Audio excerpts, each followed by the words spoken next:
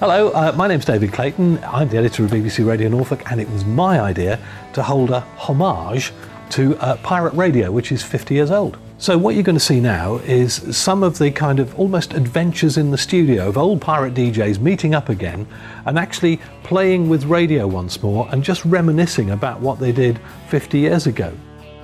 Greetings, my name is Keith Skews, also known as Cardboard Shoes, and I worked on Radio Caroline from 1964 through to the end of 1966, and then I jumped ship and joined Radio London right the way through till the end, which was August 1967. Hello, I'm Tom Edwards. I worked first of all on Radio City, which wasn't a ship, it was some old wartime fortresses out in the Thames estuary, which still stand to this day. And then after closing Radio City down, I joined the disc jockeys on Radio Caroline South on this ship that's just behind me. Going back 50 years, in those days, and the only pop music they could hear on the BBC was for 2 hours maybe on a Sunday afternoon, or Radio Luxembourg, and their signal faded in and out. And that was it. So a gentleman by the name of Ronan O'Reilly set up an offshore radio station to play pop music to the British Isles all day. It was nothing like the film The Boat That Rocked. The music was right, the boat and the ship was right, but females on board, and there were hundreds of fans, no, not at all. You and I first met on Radio City when we were going to do some kind of merger between Radio London and Radio City, and you weren't impressed with Radio City, were you? I thought it was a dump. I mean, forgive me for saying it. I mean, what a dump! Radio Caroline was rough, but where you worked, gosh, I couldn't believe anybody'd live in those conditions. It wasn't just one fort, was it? There were a number of forts. Yeah. And the living accommodation was separate from the studios. Yeah. And you had to walk across a gangplank.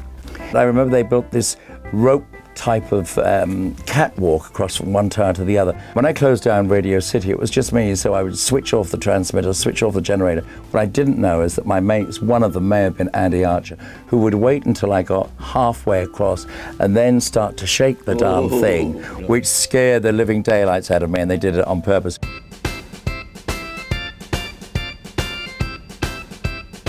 Hello, my name's Colin Berry. I worked for Radio Caroline from almost the beginning to the end. Hi, my name's Ray Clark. I was always a fan of the pirate stations, so much so that I ran away to sea to work on one of them, and I've been working on the radio ever since. I remember getting on the ship in quite a rough afternoon. I stumbled on board and I thought, what have I done?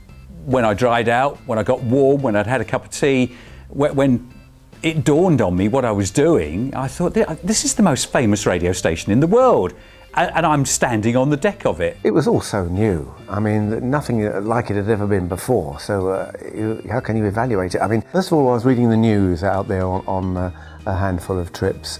Sometimes it was only for 3 or 4 days, sometimes it was for a week. Depending on the weather, as I say, if it was rough, I was back. It really was.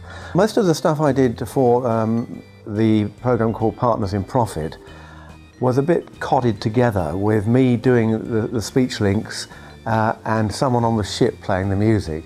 So I didn't get the affinity with the music when I was on Caroline. It wasn't until I really got to the BBC that I managed to get that. We were closed down on the 14th of August 1967, and there were probably about 200 of us as DJs, all looking for a job. I was fortunate, I was one of the chosen 12 to join Radio 1. With pirate disc jockeys, we've had big reunions.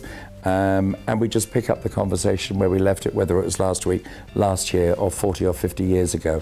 I think as far as keeping the memory alive, it is more than just a load of guys that were fortunate enough to be involved with pirate radio, to work on the ships. You've only got to look at the response that we're getting here at Radio Norfolk from listeners on email. They're reminiscing, they're craving for those days almost to return. Well, that's it. That's the look back at pirate radio. I was enormously proud to have those DJs back on the air on our airwaves here in Norfolk. So for me, it's been so special.